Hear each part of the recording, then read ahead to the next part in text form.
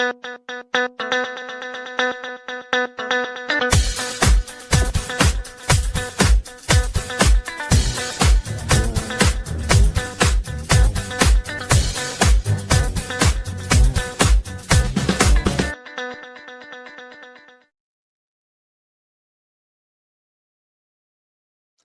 is up, everybody? It's Dr. Vibe here, host and producer of the award-winning Dr. Vibe Show, the home of Epic Conversations.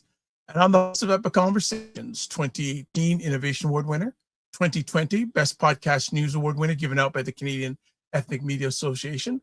Also co-host and co-host the only online show in the world for dads, fathers, and male caregivers that's sponsored by Dove Men Plus Care.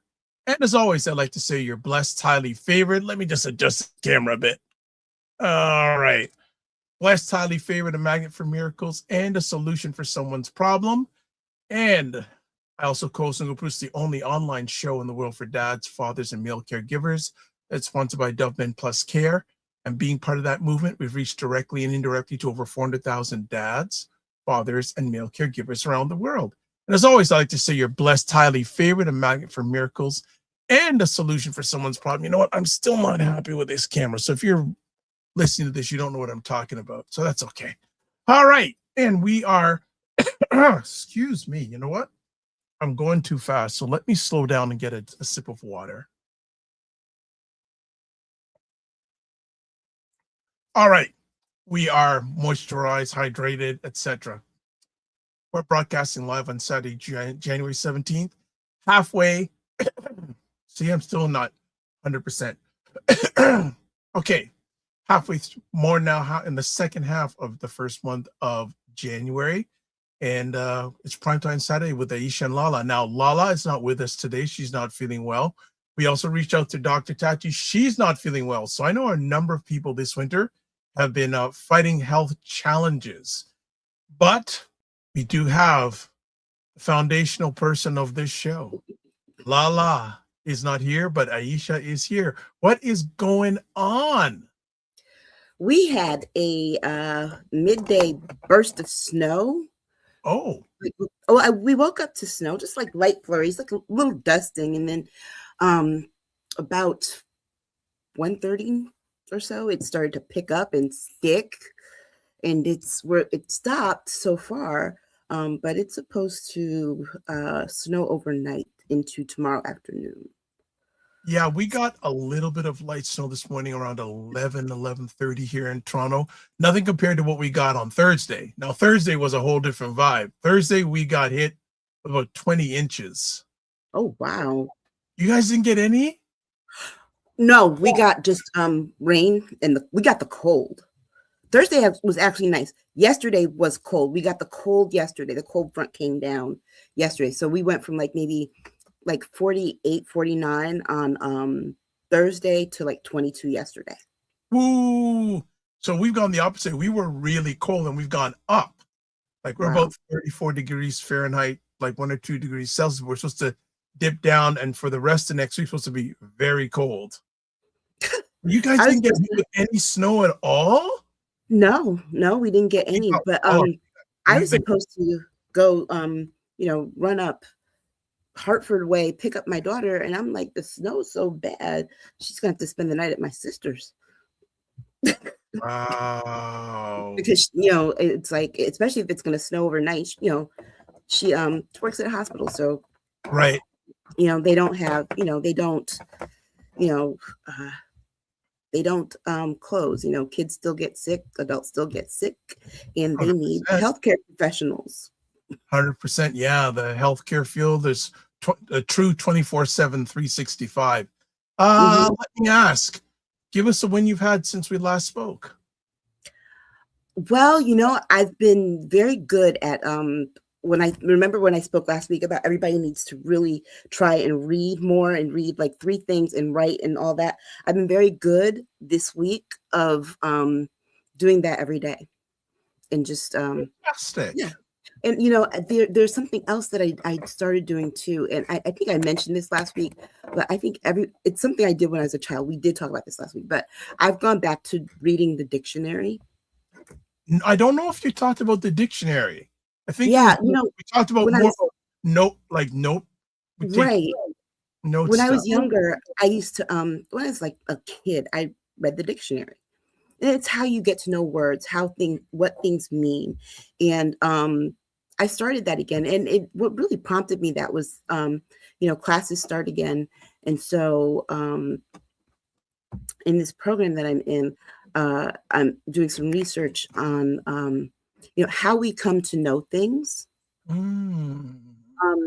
But also this idea, the idea of nation versus country, and how our common understanding, because I think a lot of what's going on in the world right now is because a lot of people don't understand there's a difference between nation and country. The definitions, although we use them interchangeably, the definitions are very different.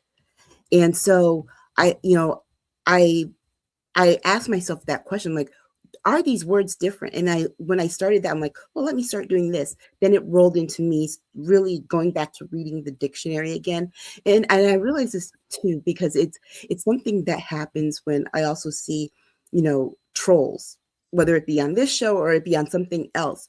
And when people resort to name calling and belittling of people, it's because they don't have the language or Mm. no words to express a point of view. So they go to the thing that they know. Oh, I can do this. It's a quick fix for them. But people who really know words, know things, and are interested in information, whether it prove their points or not, but just how we know things, those are people who really can have dialogue, have conversation, have discussions, and not only add to the discourse, but also take away from it and learn something. So I think learning is a lifelong thing. I don't ever want to stop learning, because I think when you stop learning, you die. Yes. Everything, you're not living with purpose anymore. And so I encourage everybody to really invest in that, and invest in yourself, and invest in knowledge and knowing things, and continue to learn, because that is really, I think that's the only way that we're going to survive any of the drama that we're dealing with here in this country. But I think it's what really engages people across the world. Well, it's interesting. I say things like the more you know, the more you need to know. Hmm. And also, too, if you're not learning, you're not growing. So some people may not want to grow. Yeah. Fully understand that. But the more you know, the more you need to know. And I just believe if you're not learning, you're not growing. No, you really aren't. And I don't ever want to be that person that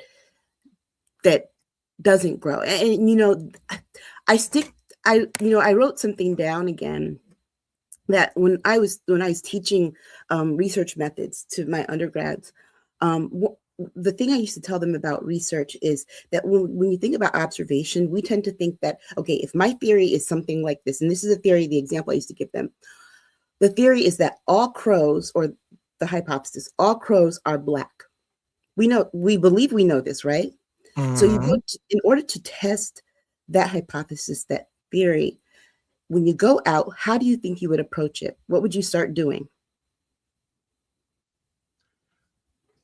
Dealing with that assumption, you mean? Yeah. How would you go out and Well, observe there's a number of ways I could maybe look online or go out and look. and So look and do what? go You would and think, go to look at all the go crows to and count the number of black crows you yeah, see, right? That's yeah. the wrong approach. The That's thing is one that no, that's not how real science and real research is done. They go looking for the thing that is the exception, and they measure the exception. So for example, if you go out, you're not going out to look for the black crows. You're going out to try and test your hypothesis wrong. So you go and you start looking and trying to count the crows that are not black. And when you don't find any, then then the theory, So it's Friday morning hypothesis, vibes on high. Dr. Oh, Vibe in hold the on building, is and here. I'm so true. ready Something to fly. weird's Coffee going in my on left, here. mic on my Hold right. Can I on, mean we can hold keep your on, day real? hold on. Okay, we're good now. Sorry Yeah, about that. Go on. but the theory and the hypothesis then becomes true, because you find that there are no exceptions to this theory. And it's interesting in the culture that we're in right now, science research by so many people now is being pushed back. Mhm. Yeah. Yeah, and that is, and that, I use that example because that's one of the examples that I was taught in undergrad. And so I think when I encourage people to read, I'm not saying just go read like your regular newspapers like New York Times and things that people are accustomed to reading. I'm saying go and look at the peer-reviewed research, the journals, because remember, those things have to pass a lot of scrutiny before they're even published and put out into the ether. Those things, for example, if you read peer-reviewed journals, the information, how they got their information and got there, is there in their references. If it's a research study, whether it be a social study or it be a scientific one, their methodology, how they got to those conclusions, is there. And if you were to repeat it the same way, you would get the same results that they did. That's why science, any kind of science, whether it be social science or the physical sciences, rely on peer review research, because it's been tested, it has data that shows it's reliable. So if somebody else goes to repeat it, they will get the same results. And you also get to see, okay, who did they actually look at in this? And then that's where you see there are gaps in research. So it's like, for example, if somebody was doing research and they said, well, all nursing mothers, produce X amount of milk first time out. Well, if they only looked at 5 women, how are they saying that this is the experience of millions, hundreds of millions of women, right? So we see that there are gaps in that. And at that point, you can say, hey, you probably need to test that on more people and look at what more people are saying about that. So it really is, really finding out how people come to know things. And I'm sitting here and I'm open to looking at the sources that other people look at too, but we have to also vet our sources. We have to be better at doing that.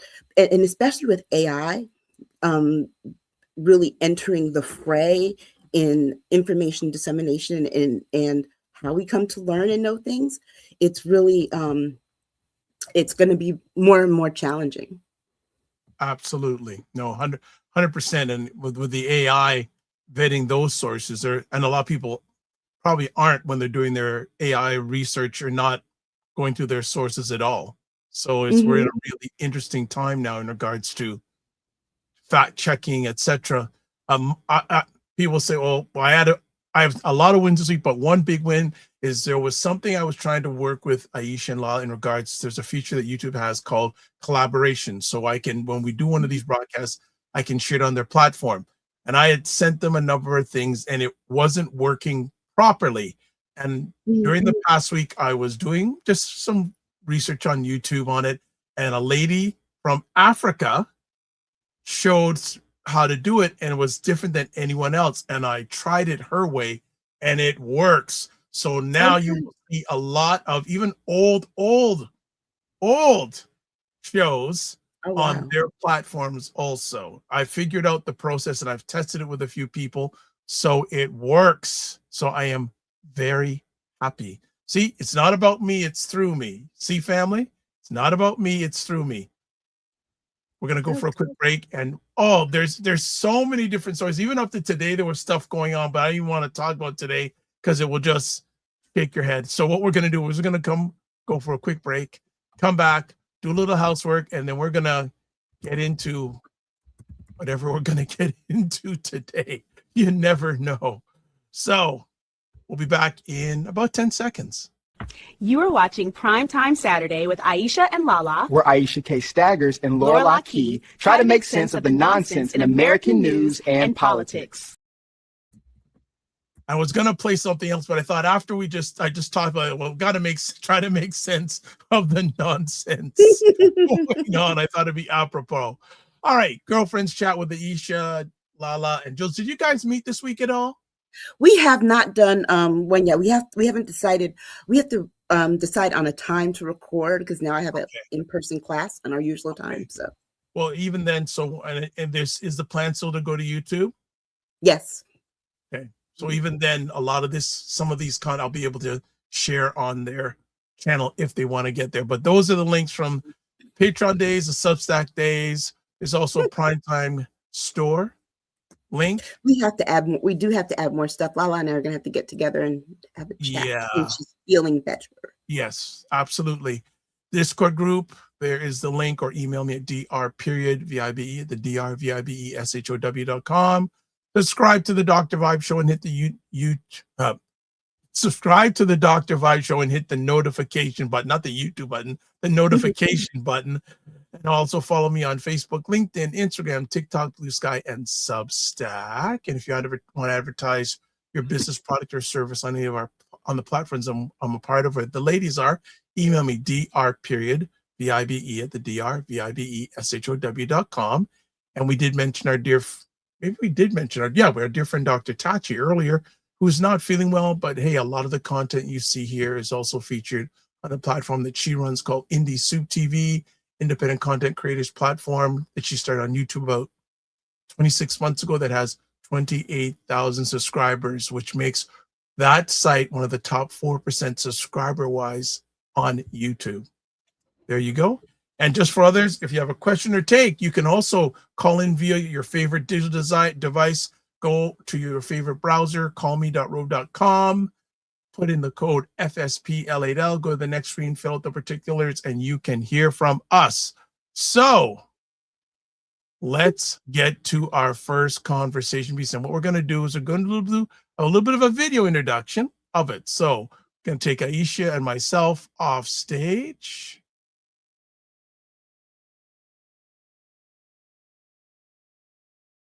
Did you know Minnesota just saw the largest immigration enforcement operation in its history? In December 2025, Operation Metro Surge brought 2,000 federal agents to the Twin Cities, targeting alleged fraud, but leaving entire communities shaken. Homes were raided, some residents were arrested by mistake, and tragic incidents unfolded, including the fatal shooting of Renee Good, a U.S. citizen, by an ICE agent. Another man was shot during a traffic stop, and reports of racial profiling and wrongful detentions spread fear, especially among Somali and Latino families. Many parents kept their kids home from school. Businesses lost up to 80% of their revenue, and people avoided hospitals out of fear. In response, local leaders and organizations pushed back. The ACLU of Minnesota and the state's attorney general filed lawsuits, arguing the operation violated constitutional rights and targeted people based on race or religion. A federal judge even stepped in, restricting agents from detaining peaceful protesters without cause. Meanwhile, mutual aid groups, legal networks, and neighborhood patrols sprang up, showing the power of community solidarity. But the political fallout grew, with state and city officials condemning the operation as excessive and the Department of Justice launching investigations into their opposition. Through all this, one thing is clear: knowing your rights is more important than ever.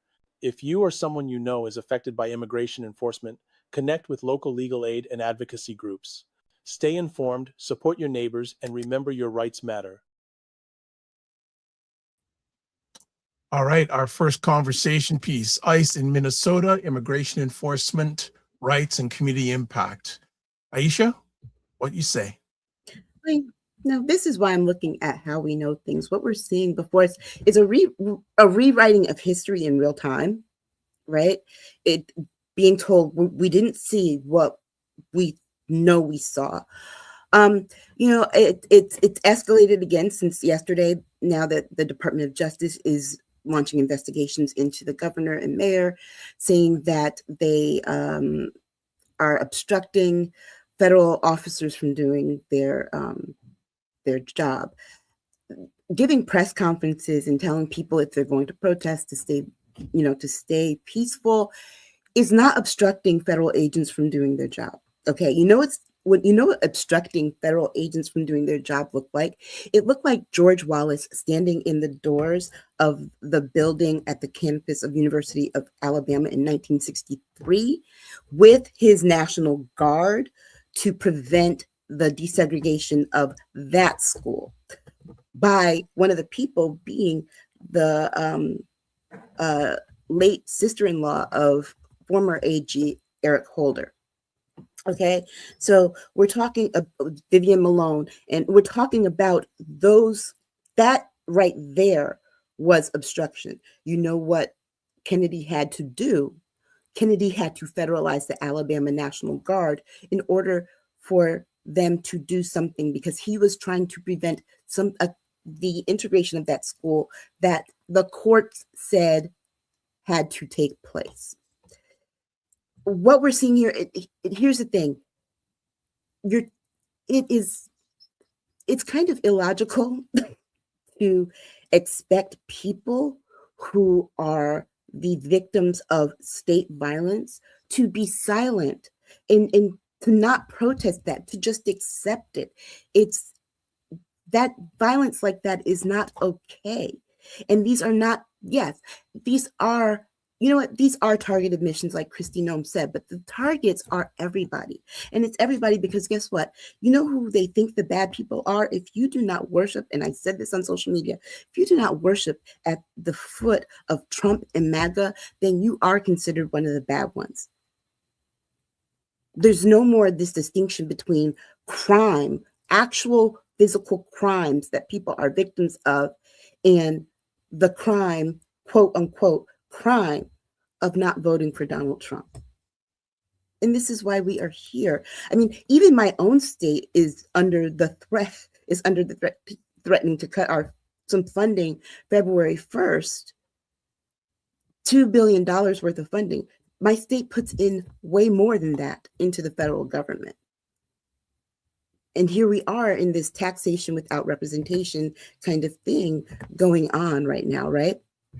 So I think that this issue of immigration enforcement, and let's be very clear, Minnesota has what, 1% of the total amount of undocumented people in their state, but they have more than 25% of ICE agents nationwide there right now. Make it make sense. Well, some of the other developments I heard is, did Stephen Miller say this week that ICE agents are immune from any sort of prosecution for any of their acts? I think, and that's why my senator, Richard Blumenthal, has introduced legislation in the Senate that would allow for people to sue ICE for the physical harm that they're causing.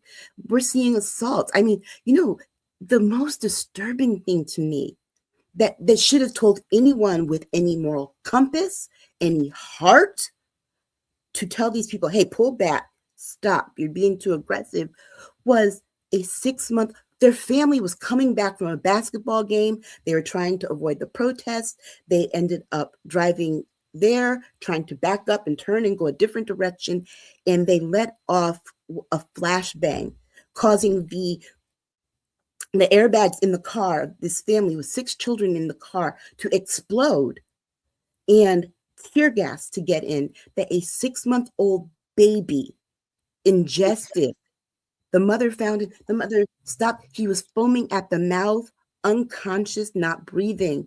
His mother had to go and give him CPR. 6-month-old baby. They weren't protesters. They were just trying to get home from a basketball game. And thankfully, this infant is, going to be okay. But what if he wasn't? What if he wasn't? I mean, that child is younger than Trump's second term in office. Trump's been in office almost a year. That child hasn't even lived a full year yet. And this is the damage. A disabled woman on her way to the doctor, they wouldn't take her to a doctor until she lost consciousness after they detained her. So these kinds of things are what's going on right now and what's going on there. And I don't think anyone wants to, anyone wants that in their community. But here's the thing, and I need for people to understand this. Even his own people, even if you support him, if you think he is not going to come for you, they're coming. They are coming. Because here's the thing, once they get rid of the rest of us, there's only going to be the red hats left. Anyone who wants power like that doesn't care if you support them or not. Because here's the thing, if you really cared, are your rents going down? Your mortgages, your can you get a mortgage? Can your kids, your adult children, afford to have apartments on their own? How's your health care? The subsidies expired. I know people's premiums went up. And the cost of groceries is still high. And what do they tell you? Oh, one piece of chicken, one piece of broccoli, a corn tortilla, and something else for $3. Eat that. But guess what? I'm building a ballroom that went from $200 million to now $400 million. It's insane. I heard something recently that was quite interesting, a perspective from a commentator. Mm-hmm. All this is going down in Minnesota. What social movement from a few years ago started because of an incident in Minnesota? Well, the one after George Floyd, and you can't deny that's part of this. But here's the other part of it too. This is not about fraud. Like people have said, if it was about fraud, they'd send accountants, not ICE, right? And the person that has done this fraud thing, they've already been arrested and charged. And back in 2020 when he was president the first time. So are you saying that you didn't do your job the first time? I don't get this. But here's the thing. Because Kamala Harris chose Tim Walz as her running mate, you're going after his state. He's not running again. Why are you still there? But beyond that, I have a theory, and I haven't tested it yet, but I plan to, right? I don't think it has anything to do even with the race. It has to do with the fact that Tim Walz was the person who started calling them weird. And you know what a thin-skinned, little, tiny man doesn't like? They can dish it, but they can't take it. They don't like to be called names. Period. He didn't like being called weird. Well, guess what? He is weird. Because to me, it's weird that you won't release the Epstein files if you're completely innocent and you're not in them. That's weird. You know what's weird? Telling people that your cost of groceries is going down. Let me tell you something. I went to the grocery store the other day and I bought things so my daughter can take lunch to work, right? Just sandwiches, carrot sticks, and she likes to make wraps, things like that, right? I spent $115. And I was like, yeah, it was just 2 little bags of groceries. I'm like, it was $115. So don't tell me that the prices of groceries are going down. That was just for her lunch for a week, okay? That I didn't include anything for breakfast. I literally just went to buy those few things. I still have to buy groceries for the rest of life. But that was like, that to me is, it's, if you're willing to sit, it's, if you can be like, okay, you know what, fine. Yeah, I'm going to pay more on groceries. Yeah, my healthcare premium's going up. And you still are, in our comments, attacking us for telling you the truth, in other people's comments for attacking them telling the truth. If you still support him, then it's not about the cost of things. It's not about anything else other than he hates the people you hate, and you're okay with that, and that makes you feel good. But here's what I want to know. Complaining about all these people coming and taking your jobs. Well, guess what? The jobs report shows that Americans are losing their jobs still. And most of them were people who worked in government. Those were American citizens who lost their jobs. How about that? Let's talk about that. So this whole thing, it's it's really dangerous. It's going to grow. Minnesota is just the first state to really have this. They're going to see how this rolls out.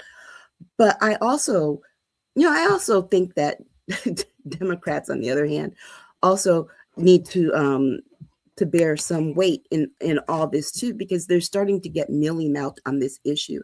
The fact that Chuck Schumer and Hakeem Jeffries are saying, "Oh, don't run on abolish ICE because you know what? People need to run on what's working in their area." How dare you tell the people who are the representatives of Minnesota not to run on something that right now is terrorizing their state?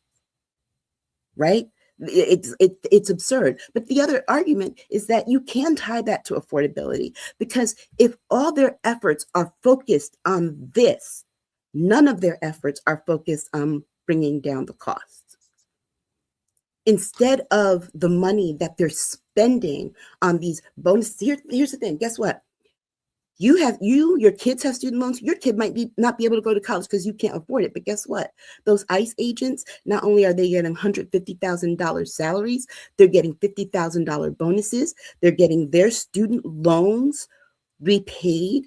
They've got cars. They're getting brand new cars. They're getting all kinds of monetary incentives. But you still can't afford your rent. You still can't afford to go to the doctor. You still can't afford to eat just a regular meal. And they tell you, anybody that has ever raised a teenager, especially if you have a teenage boy, one piece of chicken, one piece of broccoli, they're telling you, here, this is what you can eat for $3 and shut up. We don't want to hear anything about it. I want to get back to this whole situation, and let's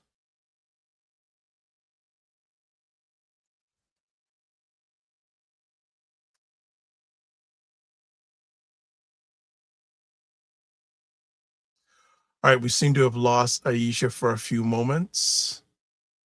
Okay, all right, she is back. Power All surge. right, we are back. Yeah, we had a All power right. surge. Like I Okay. said, the snow is messing with That's me. all right. That's good. But also, Yeah. I Is this whole situation though a diversion? Is there, because But I yeah, thought there was I an think that, immigration. yeah, Go ahead. but I just think that we're at a point right now.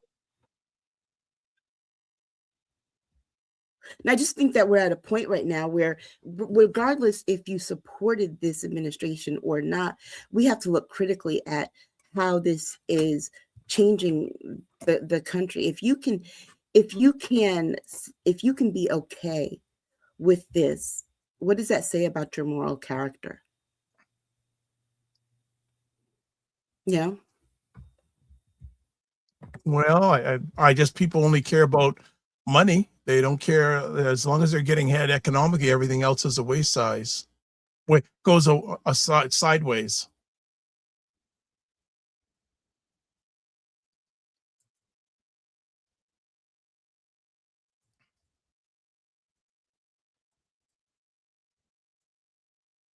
Okay, we're having some more technical challenges on Aisha's end, so let's hope that she'll be back in just a moment.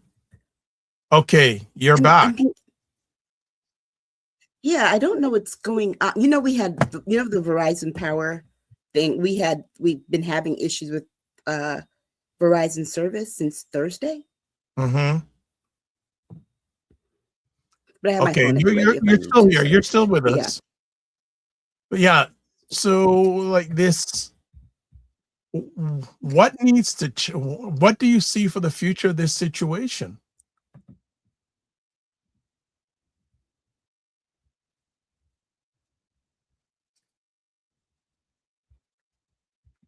Let's see something.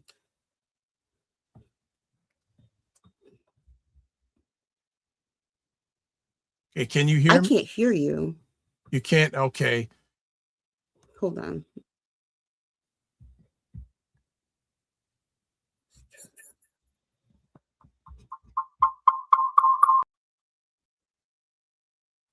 All right, let's now. I think Aisha's gone to her phone. Her phone seems to be the most reliable thing. Yeah, yeah. Okay. But basically, we're at a point where, if you're okay with this, it says more about your moral character than it does anything else. And you know what? I accept those people for who they are. That's just who they are. That is just what they like, what they want. And you know, this is who we are as a country. Then we can't if we're going to have people who can be okay with this, we can't sit here and say, oh, this isn't America. Yeah, it is. This is who we are. This is who we are. Because there are people who are okay with that. And they're okay with what it looks like to other people around the world. This is not playing good around the world.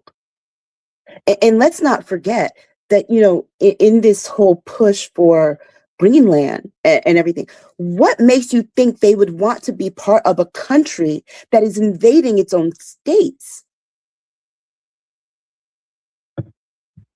Got you. Who would want to be part of that? And not only that, but the threats and the bullying there are no different than the threats and the bullying here. Why would anyone want to be? Would you want to be ruled by someone who's coming and saying, give it to us, give us your land and your people, or else? Why would people want to willfully become that and then become a part of that democracy? Because they're also seeing that democracy clearly isn't working for the citizens. So, I mean, I just think that we're at a point where it really is a breakthrough point for us in this country.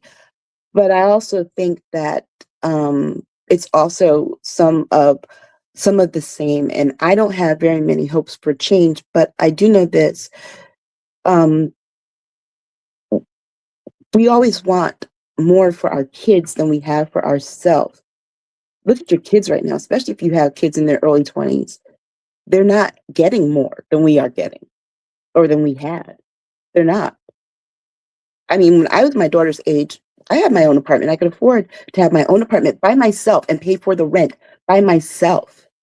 I went and looked at an apartment the other day that was having a leasing special. The with my daughter, the apartment, $3,000 a month.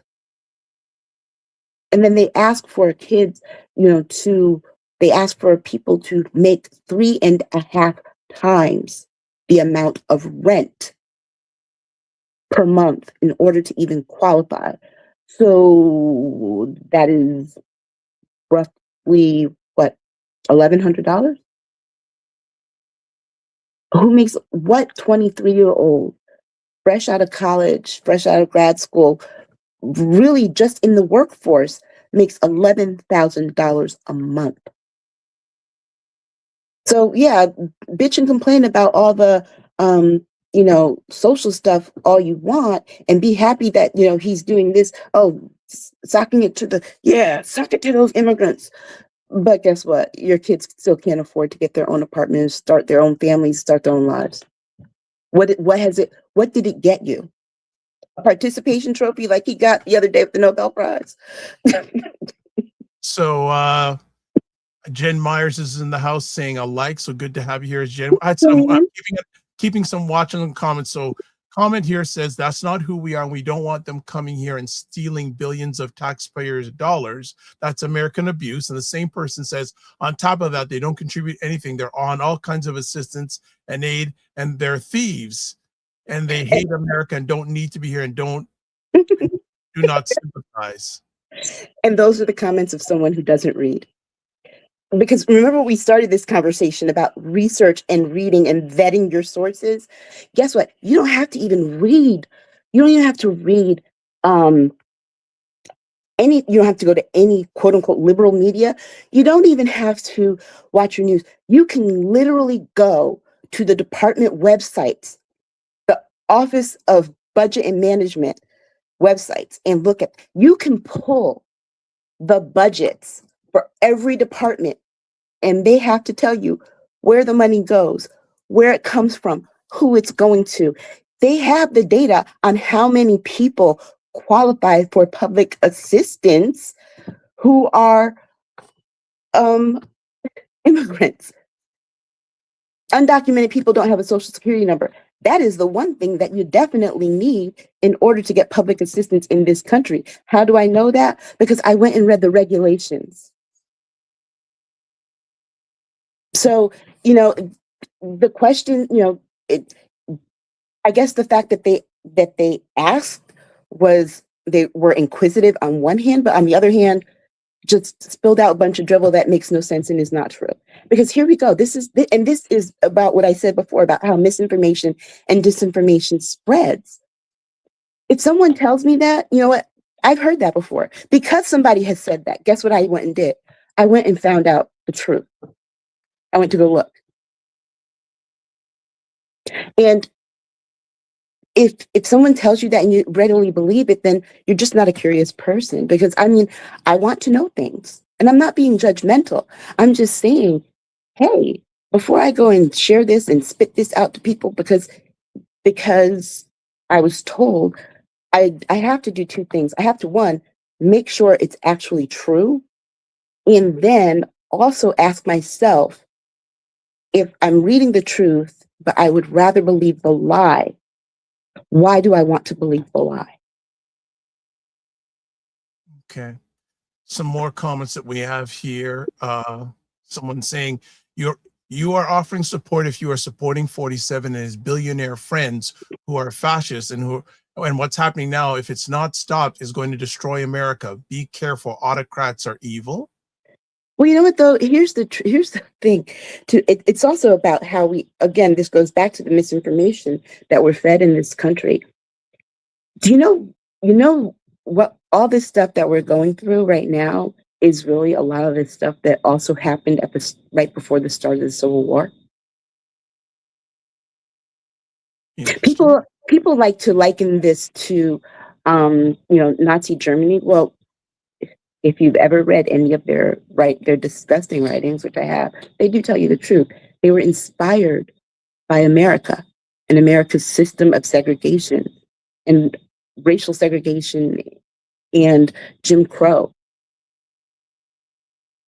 That was how Hitler admired how particularly the American South had their system of racial segregation set up. Because remember, that stuff predates the Third Reich. Okay. So when we say, "Oh, that's not who we are," yeah, it is. Yeah, it is. But we can be. But the thing is, we can be better. And I think that's the part that we need to lean into.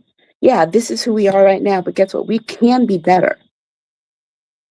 And the bottom line is that at some point, people in this country are going to have to realize that we need each other more than we need those people at the top who are running the government. Because you look at this administration right now in particular, it is filled with more billionaires and millionaires than there are in your local community. There are more billionaires and millionaires in the administration than are probably in your local community. And here's the thing: if Kristi Noem is going to do this ICE thing, does she need a $172 million jet to do it? You're okay with that? All right, let's go to some more comments. Fast and Furious. Hey everyone. Sorry I'm late. Jen, no problem. You're there every show, so don't worry about that. Dr. Tachi says most of these, quote, people, unquote, don't have critical thinking skills. So I'm not expecting much from people who make comments like what you just put up. Jason Walker, Jamaica, haven't heard from you. Says undocumented people cannot get benefits. Thank you. Another comment here: knowledge can lead to understanding. Person who is supposedly from Canada says your country's already gone. Dr. Ted says absolutely to what you're saying, Aisha, and also saying it's exactly who the U.S. is. We can be better is the desire there to be better. Right. And see, and here's the thing. I want people to understand this and get this really clear and be very, I want to be very clear about this. We're never going back to the 1950s. Get that thought out of your head. It's not happening. And you can't do it by force, because guess what? The generations that remember that time, there are more people alive now who do not remember that.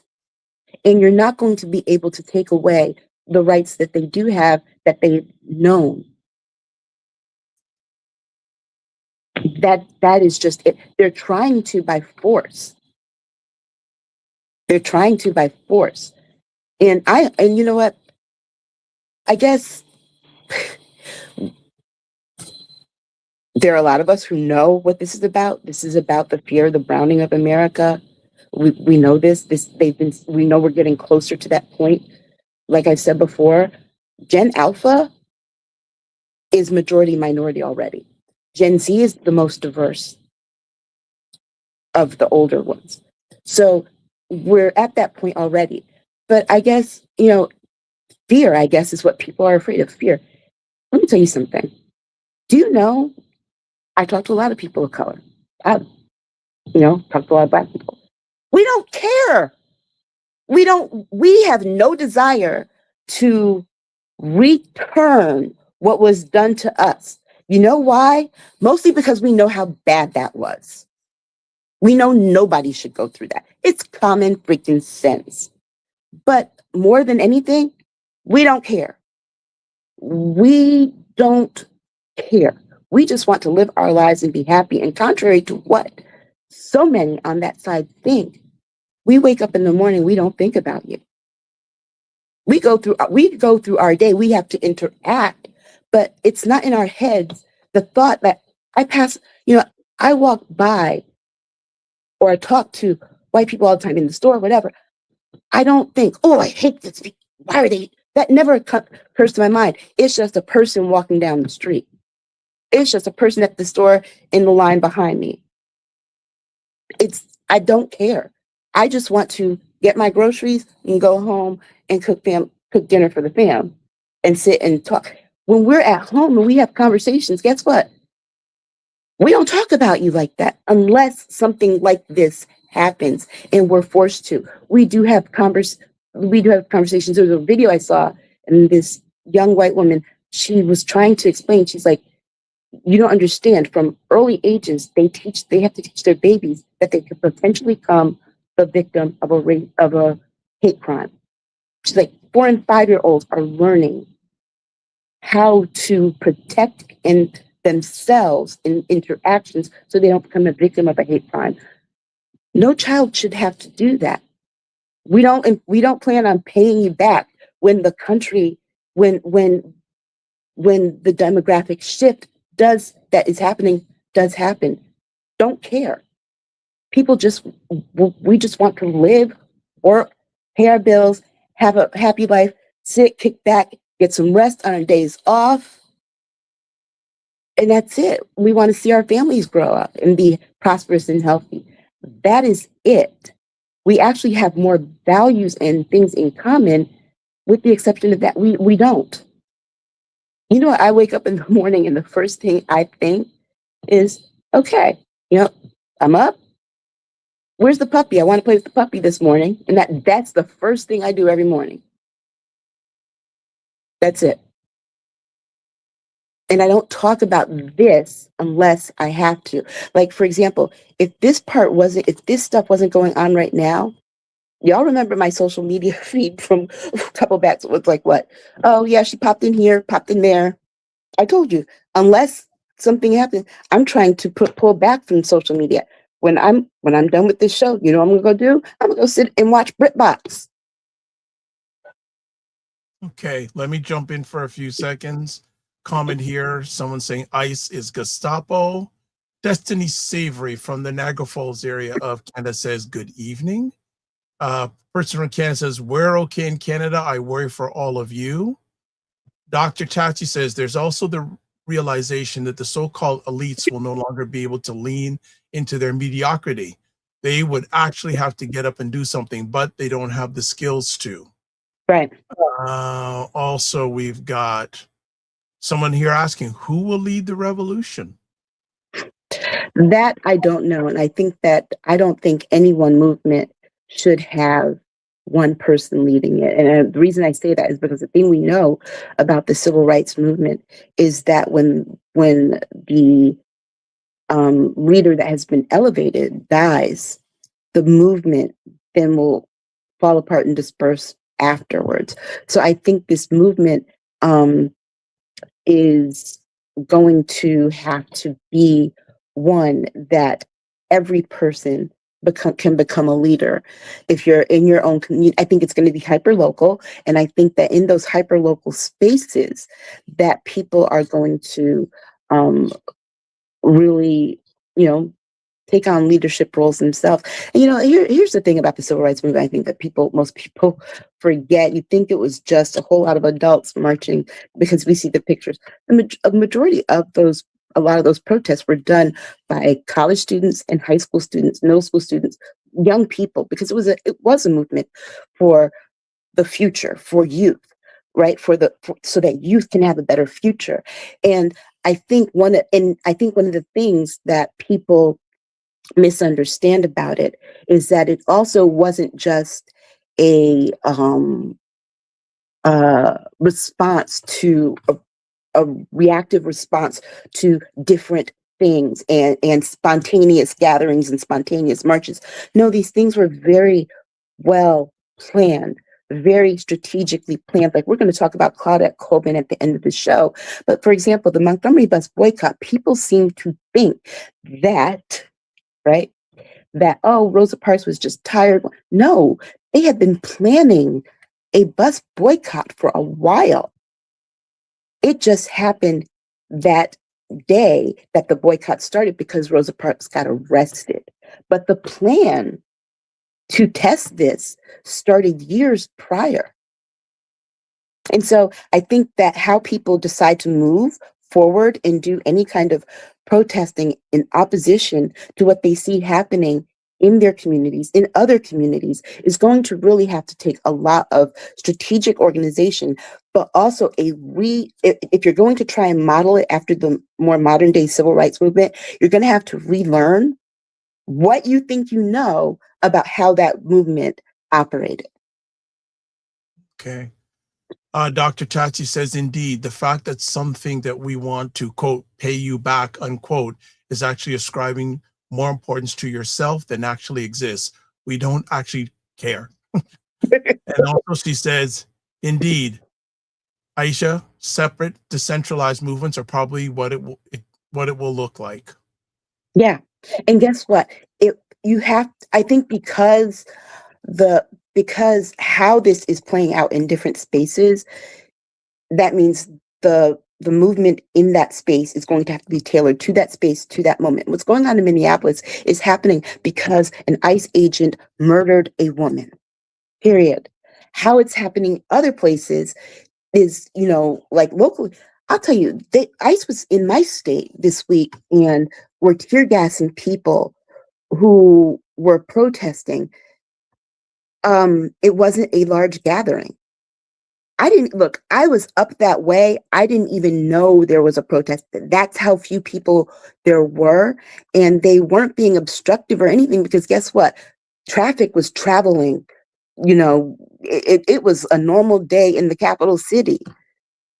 But they are there now. Let me tell you why they are there. They are there because my governor sued the government. My government sued the government because they are trying to take taxpayer dollars from our residents. If we put in more billions into the government and only get back that's our taxpayer dollars. I don't understand why you get to keep it. Not only that, keep it and not account for it. And here's the thing. You know what? You can be mad. You can love what ICE is doing all you want. What I need to know is why you aren't concerned why your president has a secret bank account in Qatar,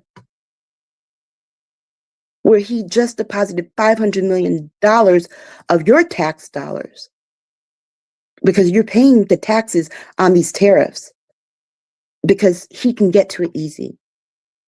Get to it easy for what? And you're the only person that has access to that? That should make you mad. Not people who, are born here and can speak Spanish.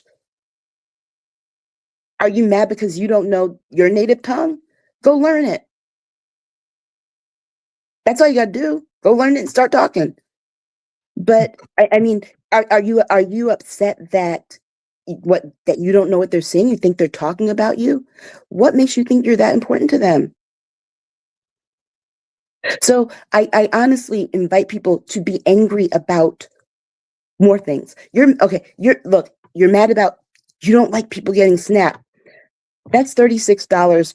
If you make $50,000 a year, that's $36 a year. Think of it this way.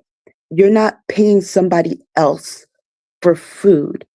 You're basically paying insurance in case one day you pay your car insurance, which is much more than that, and don't complain. And that's in case you get into an accident. You never get that back. But that $36 is insurance that in case you fall on hard times, in case there is a stock market crash like there was in 1929, 1930, and you can't feed your family, there is this assistance available to you, right?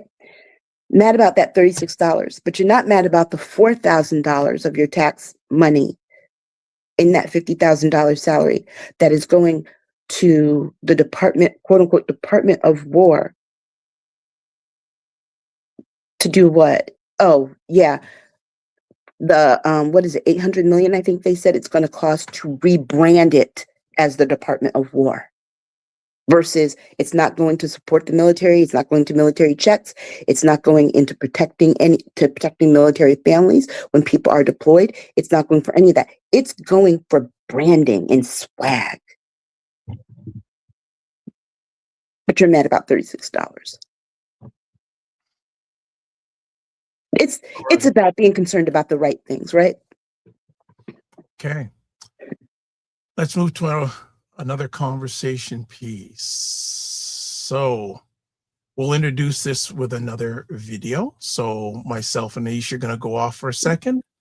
And the video is going to get it going here. All right, here we go.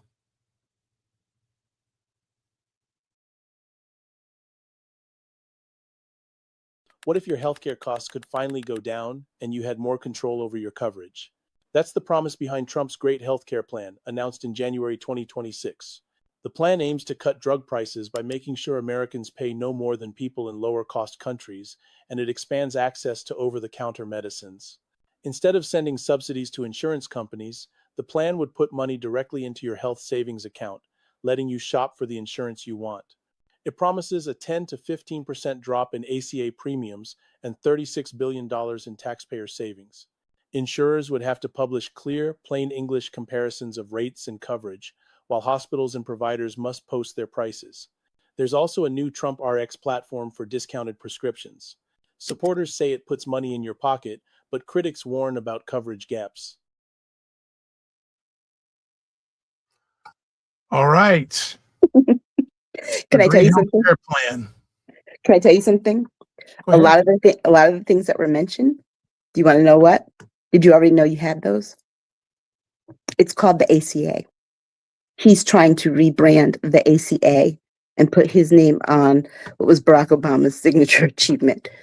Because the only thing that they don't mention in their plan is pre-existing conditions, which means a lot of Americans would be kicked off their insurance. That's the other thing, is that by doing that, it allows for insurance companies to kick people off. If anyone who's old enough to remember the HMO PPO disaster of the 90s, that's what they're trying to go back to. And this thing about, we were going to lower ACA premiums. Well, guess what did that? The subsidies. So basically, you're going to do it by doing what? You know how they would have to do that? By doing subsidies, the ones that they let expire, and putting money into your health savings account so that you can pay the insurance companies directly. It's a one-time $2,000 payment, period, flat off. I read the plan. So, the concept of the plan. So, that it's a one-time $2,000 payment, not recurring. So you're not going to get it every month, and you're not going to get it yearly. You're going to get it once. That's it. And when you spend that $2,000, that's it, period. So I don't know about any of you out there. I know I have one prescription that's $2,300 a month, and without insurance, I'd still have to pay $300 for it, but I wouldn't be able, but that and other medications, I take several medications per day. I wouldn't be able to afford to even live with all those medications, having to pay all those. Probably my medications probably run about probably $8,000 a month. Now, even if they drop the cost, right? It's still a lot for a lot of people, plus the insurance premium. Because the thing is that even if you can get insurance, the premium, nobody, put it this way, $2,000 wouldn't even cover the premiums for a year for a family of 4. Not when they're paying $500 a month for insurance coverage, and that's through an employer healthcare plan. In 4 months, they'll be done with that. So what happens the other 8 months of the year? So again, the devil's in the details. You have to go and read these things for yourself. And look, and here's the thing. I looked at what the things that the bullet points, because that's basically what they are, that they listed there, side by side by what the ACA in its form prior to the expiration of the subsidies did. Folks, there wasn't much of a difference. The only difference was that one-time $2,000 payment. That's it. And then remember, that one-time $2,000 payment that goes in the HSA account, I don't think he knows how HSA accounts work, but you can't use that to pay your premium. That's for things like medications and medical supplies, like if you need a walker or like surgical stockings, those kinds of things. Yeah. So you still have to pay your premiums anyway. In addition to, most people don't ever, like, I had a medical ACA account for a while at one point in time. And I decided I didn't need it because I think this was like when I was younger, because I never used it. The things that I could get with that, I never tapped into. If I paid my, pay copays, can I pay copays with it? Sure. But I had an employer that had a 100% match. So I did not have a copay at the doctor for regular checkups. So if I have permission to interrupt, so let me understand what 47 proposed really doesn't differ than the Obamacare that his party wants to not approve? Correct. With the exception of it doesn't cover, ACA will cover pre-existing conditions. So for example, if you're a family of 4 and you have a child with diabetes and you have to go and you go to next year annual enrollment, sign up for your health care, they will not cover that child because the child has a precondition of juvenile diabetes. This is the PPO HMO complex that we got out of in the 90s, which is why people wanted the ACA, because especially back then, you could not get covered with pre-existing conditions. Not only could you not get coverage, but for example, some insurance companies would say, okay, you can enroll in your job's healthcare plan, fine, but we will not cover those pre-existing conditions. So say you have asthma, you get a new job at that point and you sign up for your healthcare coverage for, your job. Well, It's not going to cover your asthma medication because you had asthma before you signed up for the healthcare plan. But if you happen to break your arm while you're on the plan, it'll cover that. But it won't cover your asthma medication. So you would still have to pay for that doctor. You'd still have to pay for those medicines out of pocket, even though you have healthcare coverage that doesn't cover it. Now with the ACA, they cannot reject you for having a pre-existing condition, and they have to cover the pre-existing condition. And then that 2000, like I said, that one-time $2,000 thing into a health savings account. And also too, I think most people who visit a doctor, most people with common sense, most people who just live know that $2,000 in healthcare does not go quick. Does not go far. Does not go far, and it goes quickly, right? And not only that, but seeing that, oh, I'm going to lower healthcare premiums, I'm going to lower this, lower.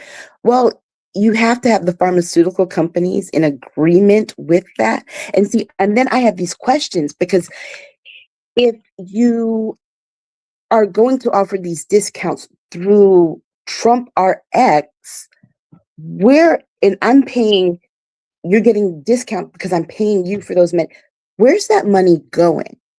Because Trump RX, I think, is a .com, not a .gov. But I'm not sure. But see, that's the other part that's tricky too. Well, Trump RX, where does the money go?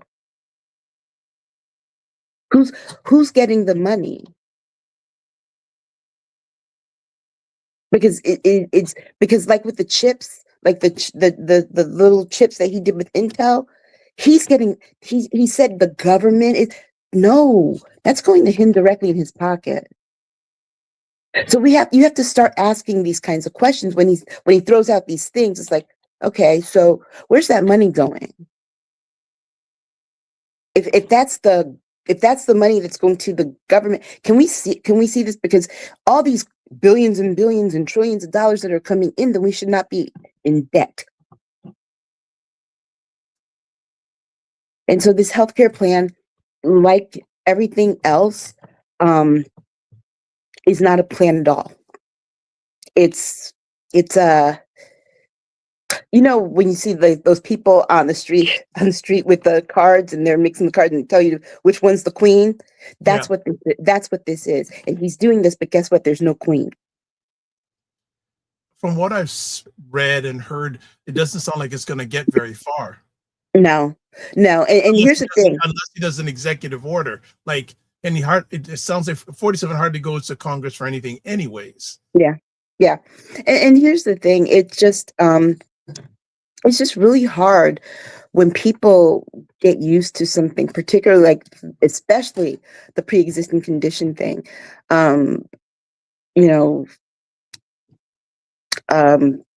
To take it away from them. This one of the saddest stories I heard at that time when before the ACA and insurance companies could reject coverage was a woman gave birth with a baby that was born with muscular dystrophy, and the hospital would not cover the birth of the child or what was needed in the NICU with that child, because guess what? Pre-existing condition. Think about that. People are born with pre-existing condition. Some kids are born with asthma. Babies are born with diabetes all the time. Pre-existing conditions. So is that even fair? They came into the world this way. And there are infants that are born with cancer. The people who are so concerned with the pro-life people, you would think that this is the one thing that they would be like, wait a second. Nah, pre-existing condition, that's a right to life, right?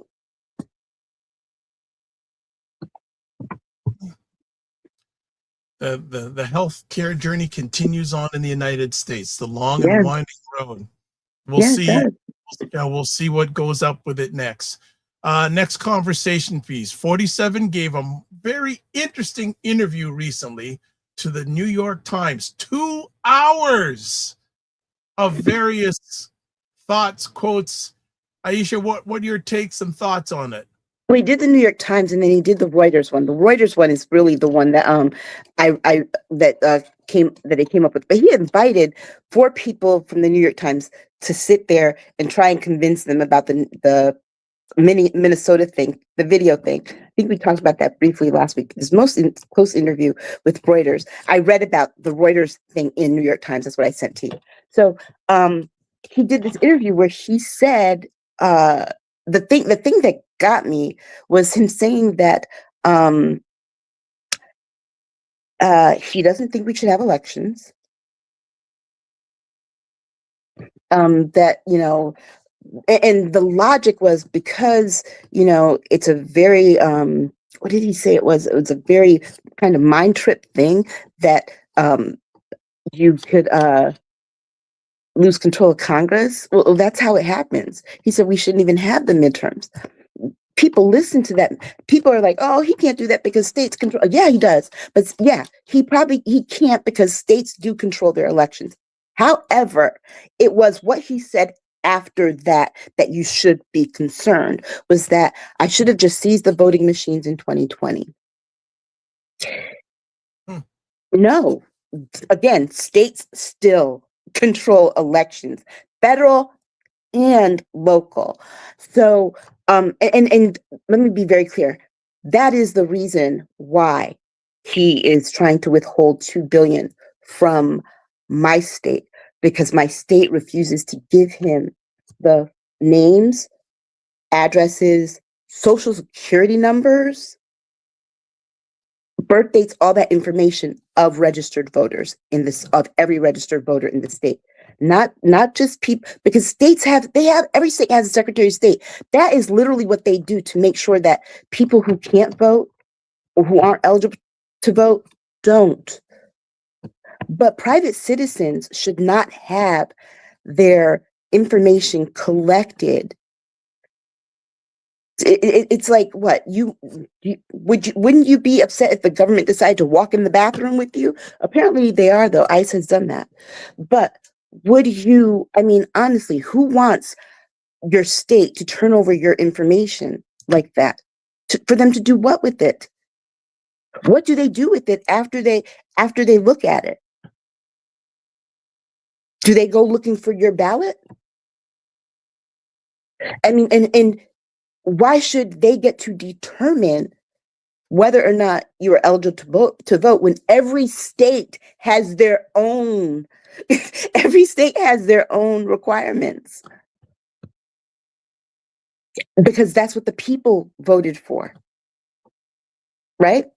So I think the fact that, yeah, he might not be able to stop the process of the elections, but that thing about seizing voting machines, what do you think ICE is training to do right now? What do you think all this is about? What they're training to do right now? So even people who are like, oh yeah, don't take him. No, take him literally and seriously. Because if he believes that's his one regret from then, what makes you think that he's not going, given the chance, he's not going to not do it now? That to me is absurd. Anyone who thinks that he won't try is absurd. Why do you think you have Stephen Miller out there, every other word out of his mouth is insurrection, so they can invoke the Insurrection Act? And he has said this before, by if he invokes the Insurrection Act, we might not have elections. He had said this before. He said this in his first term. And I need people to be very clear. I think we've had a lot of people who were just so inundated with stress in his last term that the 4 years after have forgotten the things from that first term that he said he wanted to do and tried to do, but there were people who stopped and held the line. He doesn't have those people now. Everybody is in alignment with him on doing the worst of the worst. to everybody. Aisha, Everybody. what do people need to push back? Now, I'm going to give you I was listening to a commentator Mhm. today, and he said, where's Barack Obama? Where's Bush? Why aren't they saying anything? Why aren't they, the two people that could probably, more than the Democrats themselves, the two individuals, especially Barack Obama, why aren't they speaking up? What is Barack Obama going to say to the man that hates him more than anything? The man for whom he lives rent free in his head. But at least Donald Trump went on a rant about Barack Obama winning the Nobel Peace Prize the other day in the middle of a meeting with oil magnates, right? Because he's mad about that thing. Why do you think he wanted it so much? Because of that. So it's like, what are they going to say? What are they going to do? George Bush is the most feckless of them all, but you got to remember he's staying out of it because why? Because now he's not going to go down as the worst president in modern history. Donald Trump has done a lot to repair the legacy of George W. Bush. He's not saying anything, but then again, here's the thing. Got to remember too that even though they have influence in the public eye, they're still no more powerful than the rest of us because each of us has one vote. Each of us has a voice. Mm-hmm. Because guess what? Even if Barack Obama was able to speak and to speak out and speak up, he did in the 2024 election, and look where we are. So it is not going to be about those people who have those connections. It's really going to be about the people on the ground floor. And I'm going to be very clear with Democrats. Stop. No one ever says this no one ever says to Republicans that you need to go and try and peel off some Democrats. But people are always saying that to Democrats. Oh, you need to appeal to some Republicans, to independents. And you know why they say that? Because they recognize that Democrats are a big tent party. But you know what Democrats need to focus on? Stop it. Stop it. Don't try and go after their people. Because when they do, they divert energy, money, resources to that end. When guess what? There were 90 million people who just didn't vote last time.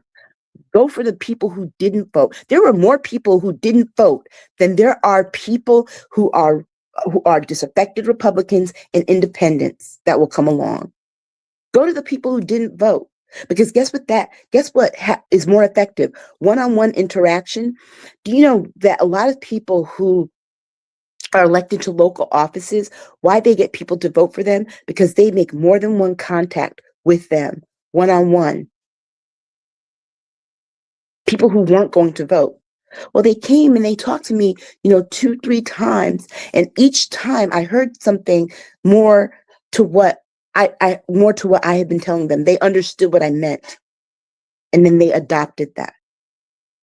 So stop trying to go for the impossible. It's like these Republicans and these independents, who a lot of them are just Republican light, who don't want to be attached to MAGA. It's an impossible reach.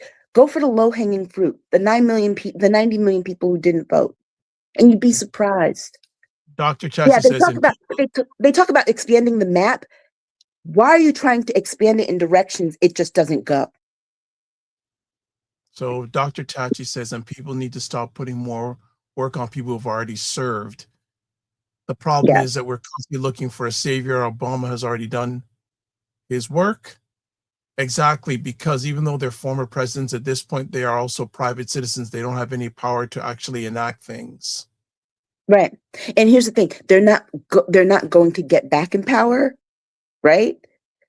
So, what is the point? People need to hear from the people who want to lead them, the people who want these positions, people who want their votes. Those are the people who need to be speaking up more. And we need to have a lot more. We have way too many Democrats who don't have a spine. Period. And guess what? If they don't have a spine in this moment, they're not going to have a spine when they're reelected. So even if they take over. I forgot who it was, what it was I was listening to, but somebody had said that even now they're pulling back on, they're thinking about making a deal on ICE if they just stop wearing the masks and wear body cameras, and yeah, we'll fund. No, don't fund them to do this work. Maybe they shouldn't have been giving $50,000 bonuses. Maybe if they shouldn't have approved, what is it, a $2 million renovation of a building. And most of that renovation money, because I read the report today, most of that renovation money is for window hangings and furniture for the director's office. Maybe they shouldn't have invested $172 million in one or two planes, two jets. They don't need more money. They mismanaged the money that they already had and tried to borrow more from the Department of Defense. That's why I'm telling you, you need to read these OMB reports, read these budget item things. You look, the language is challenging if you're not used to it, but go read those things. The numbers do not lie. Line item, dollar amount. Line item, dollar amount. Those things do not lie. They're already mismanaging the money. So why give them more and then say, okay, we're going to let you do your thing and terrorize people. You just can't wear masks and you have to wear body cameras. Oh, and yeah, give them more training. Give them more training. Well, the officer that killed Renee Good was a 10-year veteran. It only took, and like someone pointed out, it only took him one, in that he hadn't been doing that kind of stuff before. It only took him 1 year to go to the dark side. So there's no amount of training that's going to undo that. We're not at this point, it's not training, it's deprogramming. And and how do we know this? It's like anyone who has any job, right? Any person who has any job, 47 days of training for that kind of job, but you're on a 90-day, when you get a job, you're on a 90-day probationary period. Your probationary period at work is longer than their training. And not only that, someone did a video where they did try to go get a job for ICE just to see what would happen. And was like, they didn't do a background check. They didn't do this. They didn't ask for this. You know what? Yeah, that was that. And so you have to ask, who are they hiring? If they're not vetting them, who are they hiring? There's only one reason why there's only one reason why people should vote, and that's because they know the facts and they've weighed them out, all the pros and cons, and made the best decision for themselves and their neighbors. And I think this is the thing. You know what? I do vote. When I vote, I don't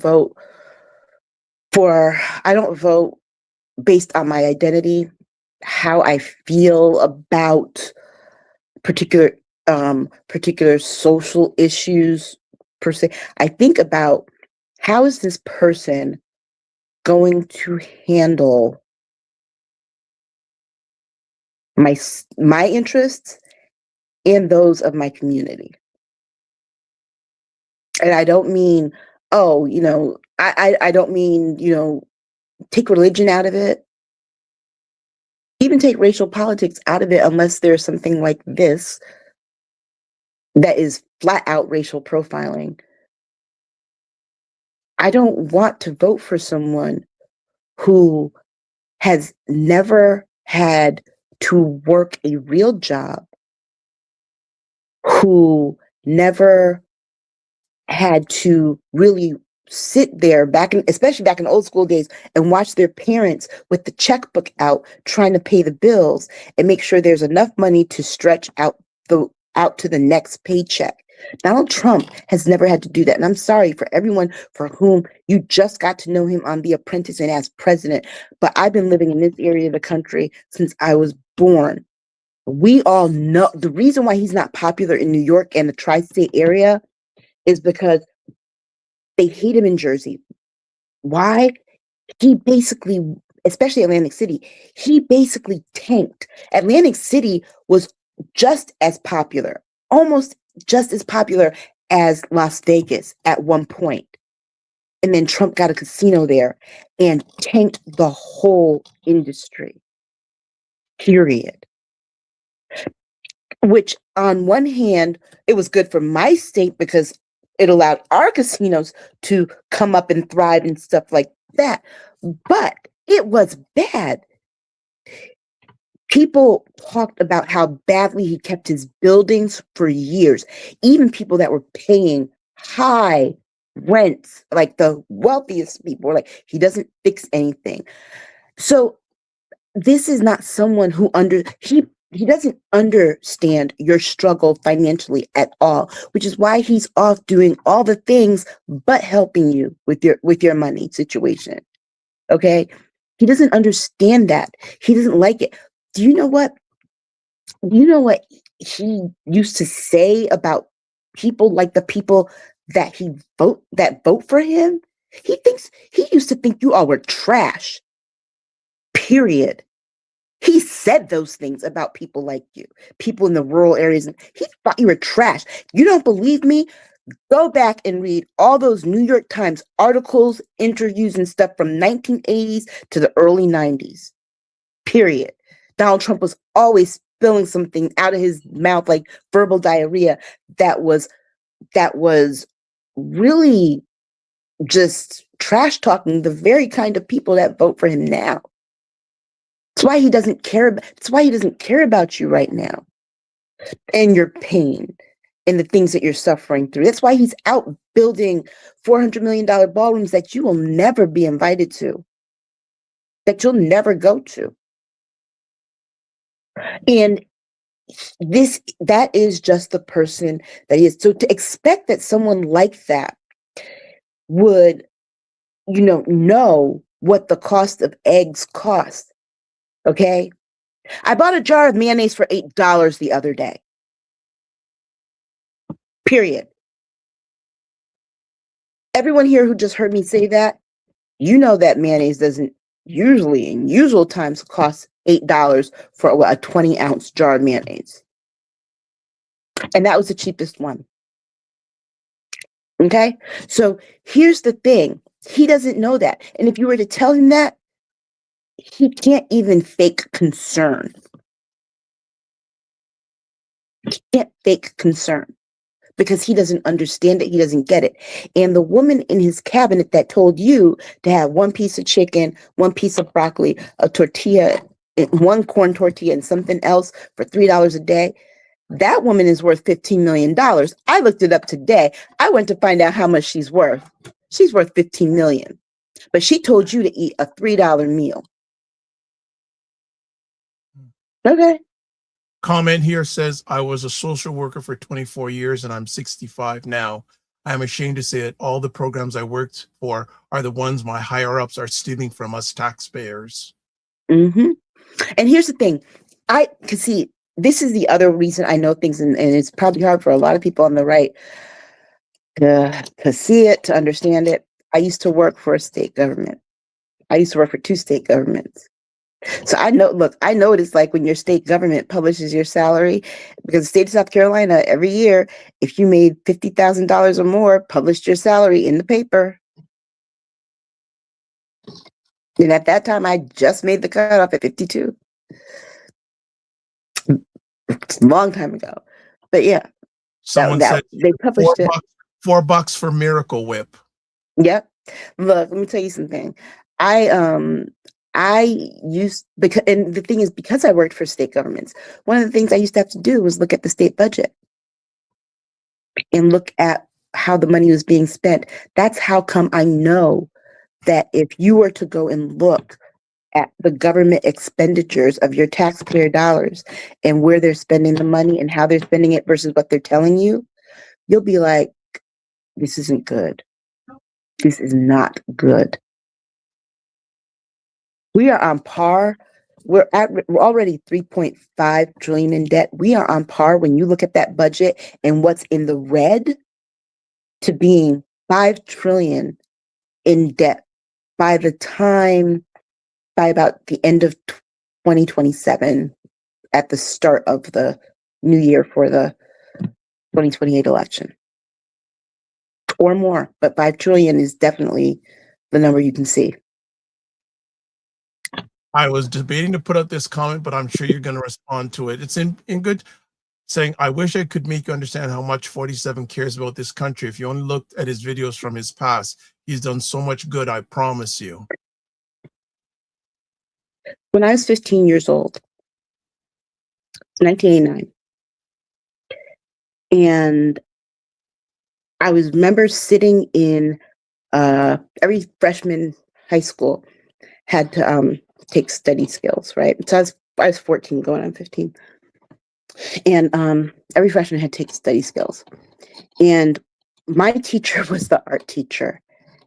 And we had a curriculum that we had to do.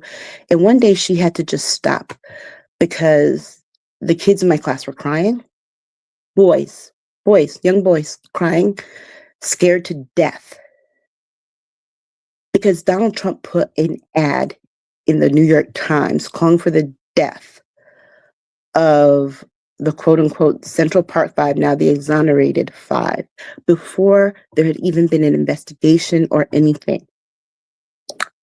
Because what he did caused in our city in Connecticut to beef up police patrols, and these little boys just walking home from school, kids, were constantly being stopped and harassed. So no, he doesn't care. You'll never convince me of that, because I remember what that was like, watching one of my best friends at the time just sit there in tears because he got stopped and frisked walking from the bus stop to his front door because of something that happened in New York City and Donald Trump's ad scaring the shit out of our local government. So no. I wish you could see how much he just doesn't care. And like I said, you can read select interviews, but I grew up listening to his nonstop BS all the time, because guess what? There's one thing you got to know about this area of the country. We have our local Connecticut ABC, CBS, NBC affiliates. We also get the New York City ones. So I've known since before he was president, I've known that he was not a good person. I've read the stories about the people that worked for him that he did not pay, who sued him. And I'm talking back in the 80s, early 90s, yeah. Sued him because he would not pay the people who worked for him. People who he contracted with lost their businesses because they did work for Donald Trump that he did not pay for. Redlining? Yeah. He took out zones where people were paying rent controlled housing, had good housing. Donald Trump, now I'll just buy the building and throw those people out in the street. He was an uncaring landlord. And here's the thing, before you all thought he cared about you, every last one of you Republicans thought he was a joke. And and let me tell you this other thing. Donald Trump, he's not a Republican. Donald Trump was always a Democrat. Up until 2014, Donald Trump was donating to Democrats. 2012. So we're not talking about Donald Trump. Look, Donald Trump even donated to Kamala Harris when she was running for Attorney General in California. So the idea that he cares about you, he cares about what you can do for him. And what you did for him was put him in office so that he did not have to go to jail. Because let's be very clear, that's what this particular election was about. He tricked you into thinking it was about you and that he cared about you. He doesn't want to go to jail. That's why he's so scared about this, about the midterms, because there are articles of impeachment. And now you have Republicans talking that if he goes after Greenland, they are going to support an impeachment of him. Because guess what happens if Donald Trump gets impeached and convicted in the Senate and thrown out? All his court cases revert, especially the state ones, and he goes to jail. This is a man trying to stay out of jail, not care and concern. Because guess what? Anybody can fake care and concern. But somebody who actually cares and is concerned about you and loves you, they make sure that you're okay and not struggling. I would never watch my daughter, who I love, care about with everything in me. I would never watch her struggle and suffer, having to struggle with paying her bills. If I can help, I can help. I'm going to help her. I would rather go without. That's somebody who cares about you. Donald Trump would not rather go without so that you can have. Okay. Jen says, remember 47 on Oprah's show in the 80s. I remember what he said on there and how bad it sounded. So many people forgot about that. Also, someone says he was impeached twice and he didn't go to jail. Yeah, he was impeached twice and didn't go to jail because he wasn't convicted in the Senate. That's what I just said. So the senators right now have been signaling, they're like, if he does this thing on Greenland, we will vote for this. The Republicans. So watch that space. I don't know that it will happen. And I don't necessarily know that I want. Here's the thing, because either you're stuck with Trump or Trump gets impeached and then you got to deal with JD Vance.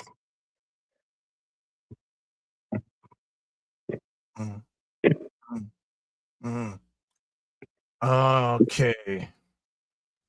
Another comment here. 47 is not going to jail. He will never be convicted. He's already been convicted. His sentencing was put off because he won the election. Remember that. Always remember that. He was convicted. And I'm not talking about a federal conviction. Forget all that, because the bottom line is that if a Republican wins or whatever, and I'm sure he might do it himself, is that he will pardon himself on the federal charges. It's not the federal ones you need to look at, it's the state ones. And with the stuff that's going on now, if he does those state charges, I mean, come on, you know what? If y'all believe eye for an eye, why would you be surprised that if he got impeached that Tish James is not going to come back? You all think that it was fine. He went after her because she quote unquote went after him. Well, guess what? He went after her. So then that circle logic doesn't work. And someone is saying here, MAGA has peaked. It'll be over soon. Historically, cults scatter when their leader is gone. Yeah, I mean, MAGA is not going to go away. It will regroup, reform, because guess what? A lot of the MAGA people were former Tea Partiers. Things evolve, you know, and a lot of those people were Dixiecrats or descendants of Dixiecrats, right? So it just evolves. Okay, another comment here. Republicans or Democrats, none of them care about the people. You know what? Both parties have their issues, but here's the thing.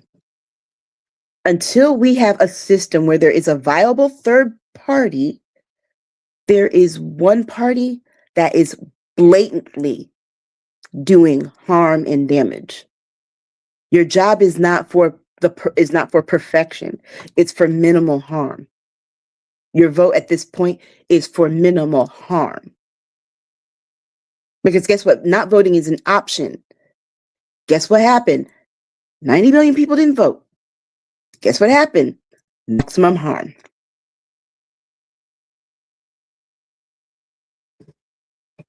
Okay. think it's time we move to another conversation topic. All right, we've exhausted life, so we're going to go to another conversation topic. And again, we'll introduce it with a short little video. And Breaking news. The FBI has searched the Virginia home of Washington Post reporter Hannah Natanson, seizing her personal electronics as part of an investigation into a Pentagon contractor accused of mishandling classified material. Authorities stress that Natanson is not the target, but the raid was carried out under national security concerns at the Pentagon's request. This move follows recent changes in Justice Department policy, which now allow law enforcement to search journalists' records in leak investigations, reversing previous protections. Press freedom groups and the Washington Post have condemned the raid, warning it could chill investigative journalism and threaten the First Amendment. This case highlights the growing tension between government secrecy and the public's right to know, raising urgent questions about the future of press independence in America.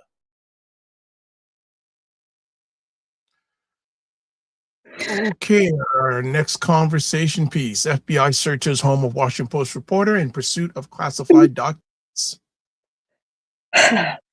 Before I dive into this, I'm going to say this, Dr. Vibe. I think it's funny because I was thinking about some of those last questions.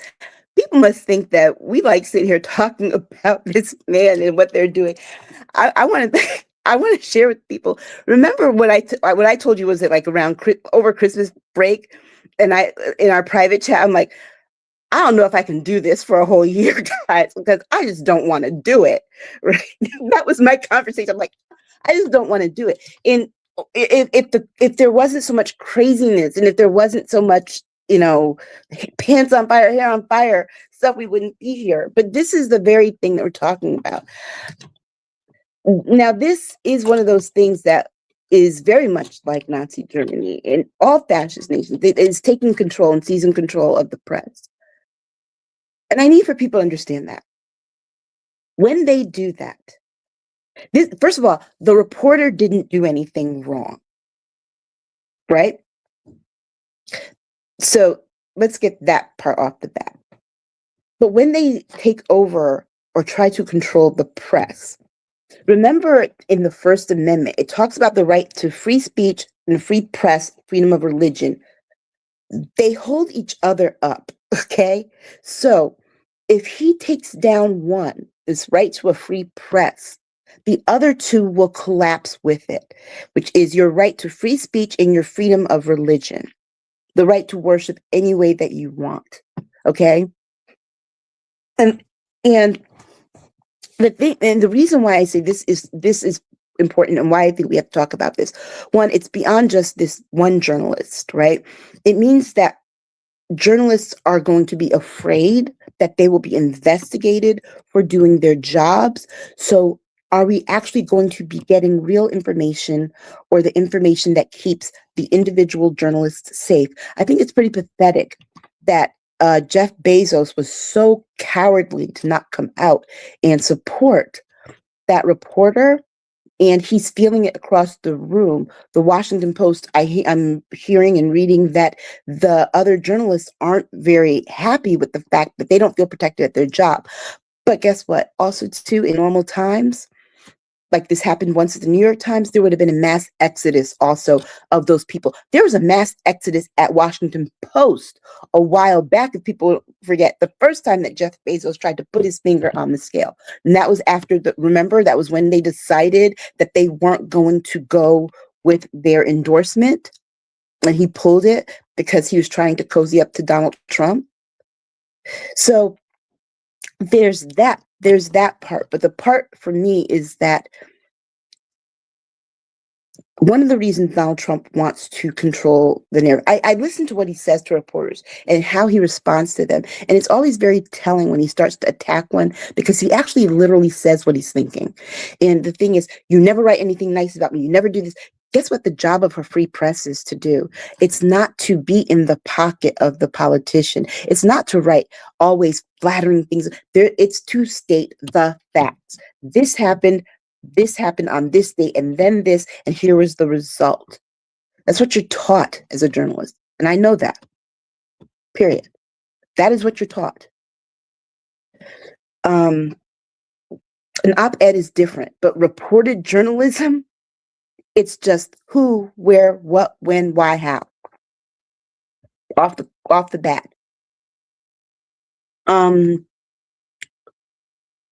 But the point is that when he says, you never say anything nice about me, Donald Trump thinks it should be, and he said this, that he thinks it should be against the law for anyone to say anything bad about him. That's not how this thing works. The same way some of these people up here who are trolls are enjoying their free speech to call me the N-word up in the comments. If Donald Trump takes away free speech, you don't have the right to say that.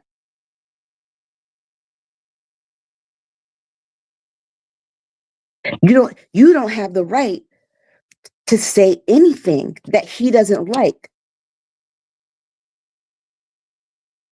So if he comes and ICE accidentally shoots you, well, too bad, so sad. You can't speak up against him.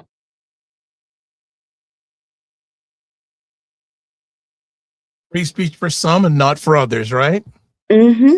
It's free speech as long as it's good about me. If it's not good about me, it's not free speech. Free speech for me and not for thee. And Dr. Vibe, my battery's gonna run out soon. Okay, all right. Well, we gotta make it really quick. Then I just got the little buzz alert. It's like Yeah, I heard a buzz there. I'm going, okay, so let's move to a last conversation piece. Civil rights icon Claudette Colvin has died. Claudette Colvin was she was the first woman to be arrested for not giving her seat upon the bus before Rosa Parks. And I think a lot of people's misunderstanding is that, well, the reason, because she was supposed to be the test case. And so the people are like, well, the reason that they changed it was because, it had to do with colorism. It had to do with the fact that she got pregnant as a teen. Well, at the time they were doing that, she eventually did become pregnant as a young mother, teenager. But at the time that they were doing that, they weren't. And this is why I said people really need to relearn what they know about the civil rights movement. She was 15. Of course, they wanted to see if they would actually arrest a child. That was the test case. So, as these icons of that era, many of them are to the point where we're not going to have them around anymore. And if we really are about social justice and change and moving and progressing forward as a country, we have to learn from them, but we have to learn the right history about them, the correct history. We have to relearn what we think we already know. Like for example, one of the things I'm learning about and relearning is about the aftermath of the Civil War and the Reconstruction period, and how people in the South really initially were open to not having these Confederate soldiers come back to places of position after the war. But that the wealthy people, the wealthy plantation owners, helped to rewrite the history of that and retrain people into thinking, oh, this was about our heritage. This is about our states' rights. States' rights to do what exactly? Not pay taxes? No, that wasn't it.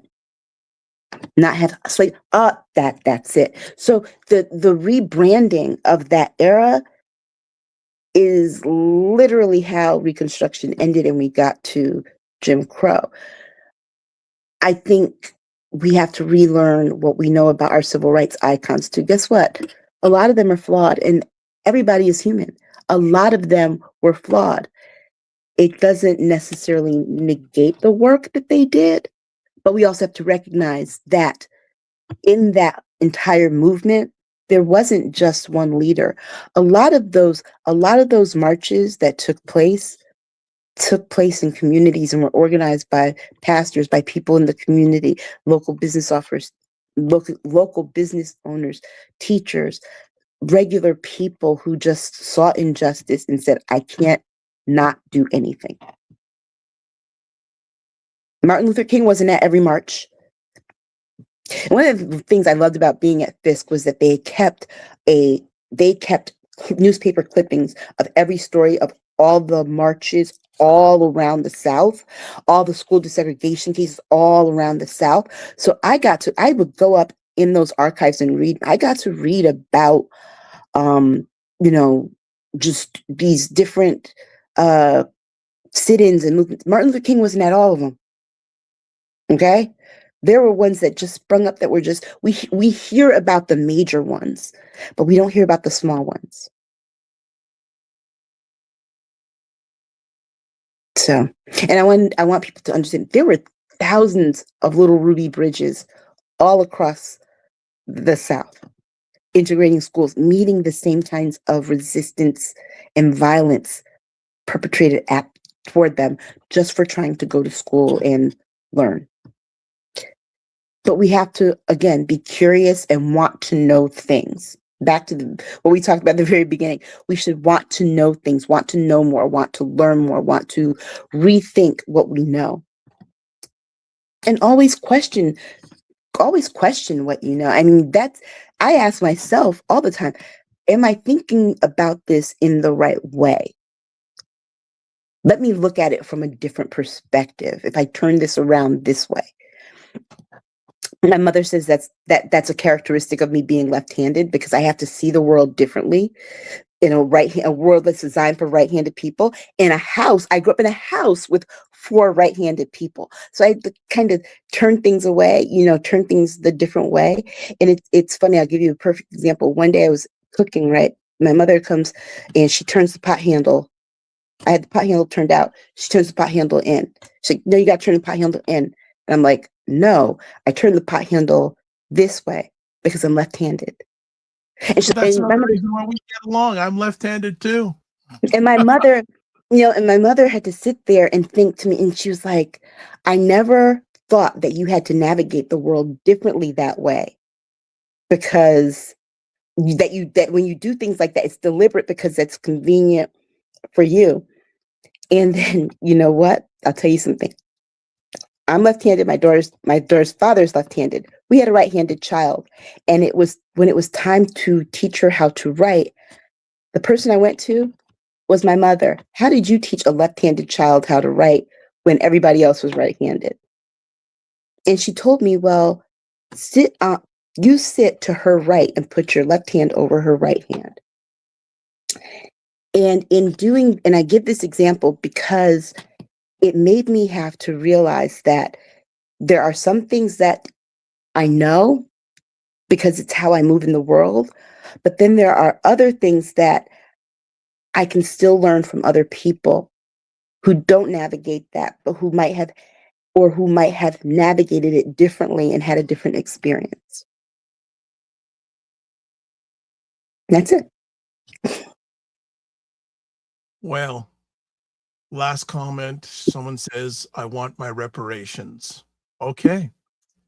On that note, I think we've come to end. This has been quite the broadcast today. We got over technical difficulties. Even on my end, there were some challenges, but it's not how you start, it's how you finish. And sometimes you don't get good, you get done. So Yeah. love to say to people, thank you so much for watching live on the replay. As always, I want to thank Aisha and Lala, who's not here, for their time. If you want to get a hold of Lala, there's her information there, laurakey.net, her Etsy store, etsy.com/shop living the Lala life. And then why don't we do it proper and bring Aisha K. Staggers on this, and there we go. Look, so unless I have to be on talking about these things, you can find me on Blue Sky. I will be taking a sabbatical from writing for a while because I do have some health challenges that I'll be having to navigate, and I'll be off this show for a couple weeks recovering. But yeah, you can find me on Blue Sky. I pop in. I also take a break because I just can't. But if you really want to get to know me, send me some recommendations from BritBox or Acorn TV to watch, because I'm beefing up my mystery thriller British thing, enjoying it. So yeah, All right. I accept all BritBox recommendations. All right. Fantastic. Good to have you as always. And what we'll do here is myself and put Aisha off. If you want, put her out of the screen, not put her off, put her out of the screen. Thank you very much. If you want to get in touch with me, the best way is at taplink.cc/the-dr-vibeshow.com. You can watch replays of this epic conversation on the Dr. Vibe Show on YouTube, Facebook, and LinkedIn, and the Dr. Vibe Show website, the-dr-vibeshow.com. All right, let's call it a day. And we got some final comments here. Ryan, who was an intern who served with us early on in 2025, and I just want to put it out here. Ryan had asked me to provide a reference for him getting a job at a telecommunications organization, one of the top 3 in Canada. I'll be totally honest, Ryan, I did it late yesterday afternoon. It was outside the window. They asked you, but I called the person back, gave a recommendation, and he goes, another great episode. Technical difficulties, forget them. He got the job. So I am so happy about that.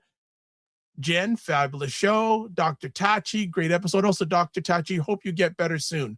So as always, got to do it this way. Live your life as a dream. If you can dream it, you can make it. Sometimes you have to get smaller to get stronger. Block assumptions, aim bigger, aim better, aim higher, aim wider.